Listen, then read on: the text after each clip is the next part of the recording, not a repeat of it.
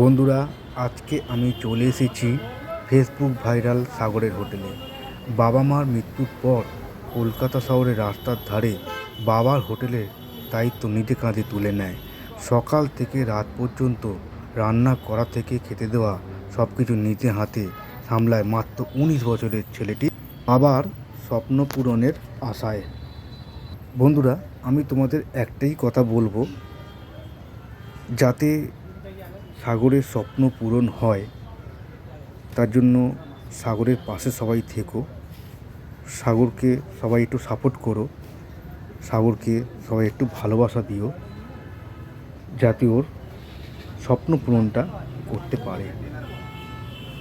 বন্ধুরা, আমি কিছুক্ষণ সাগরের সাথে কথা বললাম, কিন্তু সাগর কথা বলতে বলতে এটা কেন বলল এটা তোমাদেরও শোনাবো।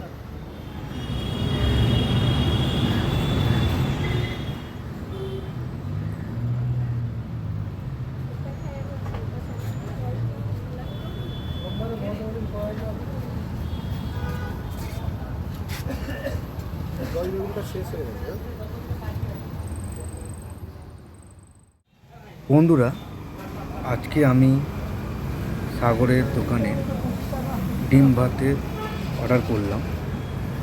আমায় ডিম ভাত পরিবেশন করলো।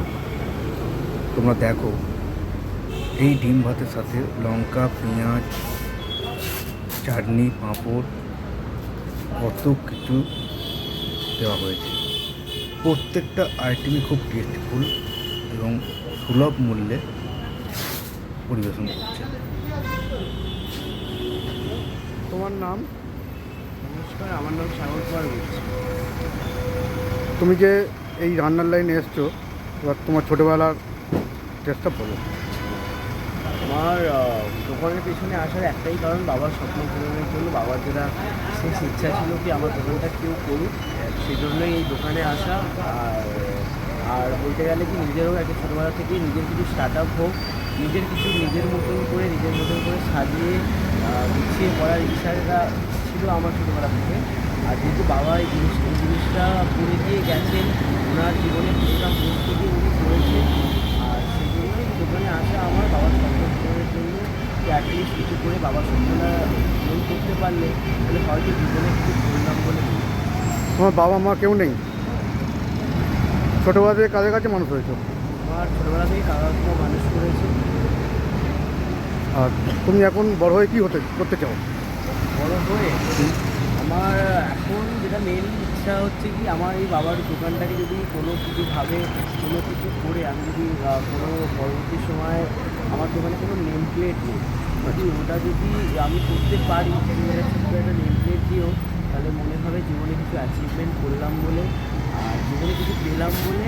এটাই স্বপ্ন আছে কি, এই যে এটাকে ভালো মতন করবো, এটাকে সেই জায়গায় গিয়ে দাঁড় করাবো। কারণ আমি যখন একা দোকান করতাম তখন লড়াইটা আমার ছিল, একা তারা সব কিছু করা এখন আমার সাথে না অনেক মানুষের কী বলবো ভালোবাসা, আশীর্বাদ, সাপোর্ট সব কিছু আছে। ওটাই যেরকম ওনাদের মানে ভালোবাসার মর্যাদাটা রাখতে পারি, তার জন্য ওদেরকে অশেষ ধন্যবাদ জানাই এত ভালোবাসা দেওয়ার জন্য। আর এটাই মানে ভাইরাল হওয়ার পরে অনেকে নিজেদের গ্র্যাভিটি চেঞ্জ করে দেয়, তোমার মধ্যে কিছু? না, আমি ভাইরাল নই, আমি ভাইরাল না। অনেকেই লিখছে ভাইরাল সাগর, মানুষ লিখছে, অনেক মানুষ লিখছে, হ্যাশট্যাগ লিখছে মেবি, কিন্তু আমি ভাইরাল না একদমই। একটা মেনলি হচ্ছে আমি ভাইরাল না একদমই। আমি আগেও সাধারণ ছিলাম, এখনও সাধারণ আছি, পরবর্তী সময় সাধারণ থাকবো।